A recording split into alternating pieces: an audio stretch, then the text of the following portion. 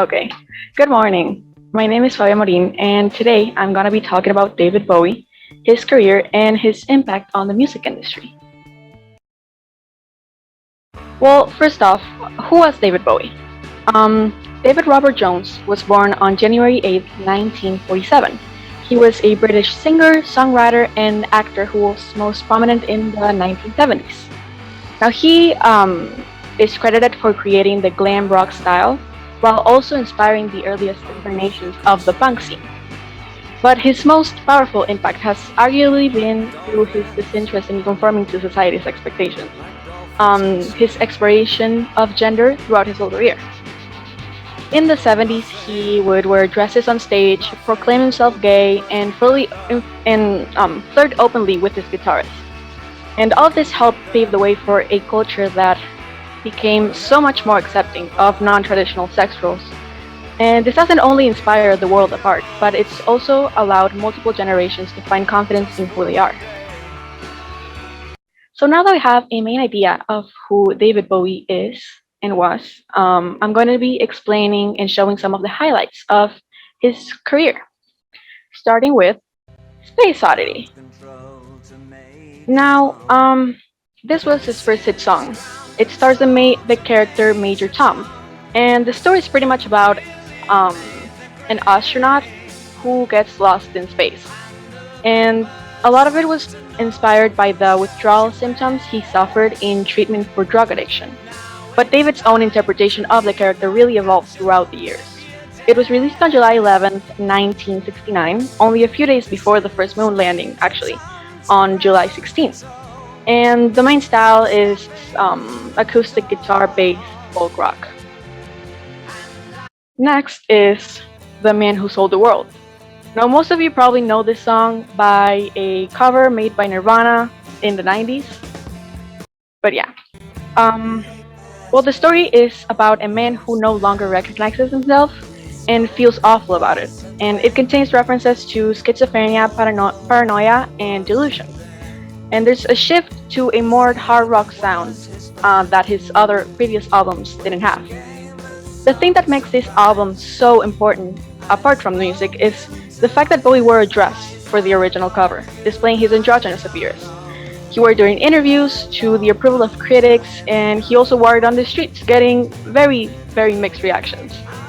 And not many male artists or influential people at the moment, or even nowadays, would wear a dress as a statement piece for their album, and something that will forever represent David Bowie is his appearance. His androgynous look was really a key point to his character. Now, we move on to Hunky Dory. Bowie opted for a warmer, more melodic, piano based pop rock and art pop style, and this was a stepping stone to his stardom. Although upon release the album really wasn't a big success, it arguably became one of the best albums in the music industry, and it's considered to be the time where Bowie starts to become Bowie. He starts to find the distinct sound that will follow him throughout the rest of the years, and pretty much what we know him as today. Now, my personal favorite, The Rise and Fall of Ziggy Stardust and the Spiders from Mars. Dressed in a striking costume, his hair dyed reddish brown, Bowie launched Ziggy Stardust, completely catapulting him into stardom while touring for the following 6 months. Now, he created something that was called the Cult of Bowie, and people would say it was unique, that its influence lasted longer and has been more creative than perhaps almost any other force within pop fandom. The character Ziggy Stardust. With the character Ziggy Stardust, this album completely changed the world. It follows the fictional androgynous and bisexual rock star sent to Earth as a savior before an apocalyptic disaster. And Ziggy wins the hearts of fans but suffers from a fall from grace. Now, the character was inspired by numerous musicians, and curiously, most of the album's concept was actually developed after the songs were recorded. The glam rock and proto-punk music styles were influenced by pop, the Velvet Underground, and Mark Bolan of T-Rex. It's a band. While the lyrics discuss the artificiality of rock music, political issues, drug use, sexual orientation, and stardom. Now, some praise the musicality and concept, while others were completely unable to comprehend it. But looking back, Ziggy Stardust is considered Bowie's best work, and he had ideas for musical best based on this album, but they were never really showed until a few years later for his album Diamond Dogs. Now entering the Plastic Soul era. After the success of Ziggy Stardust, Bowie went looking for something new to explore.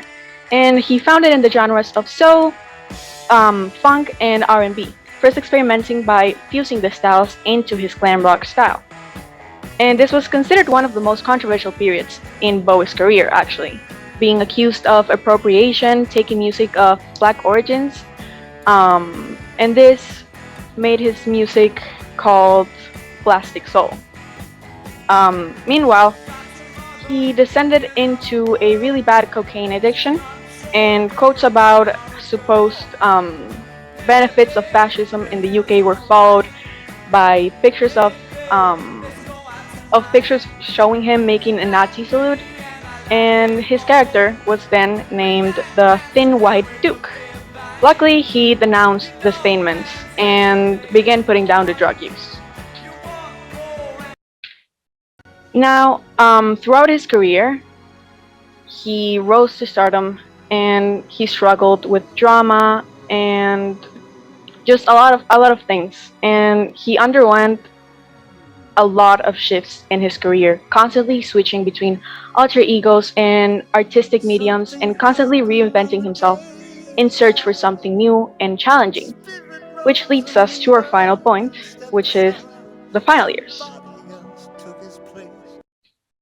So, Bowie seemed to live his life as one great piece of art. So it makes complete sense that his final act also was also one of his most magnificent pieces of art. On January 8th, 2016, on his 69th birthday, Bowie released Black Star, and the reviews were breathless. It was a dazzling experimental release with a deep and dark sound. But sadly, 2 days later, Bowie passed away due to liver cancer. Now, we have to note his immaculate final statement. It was incredibly planned. It was revealed that he had planned the album to be his swan song, as sort of a parting gift for his fans before death.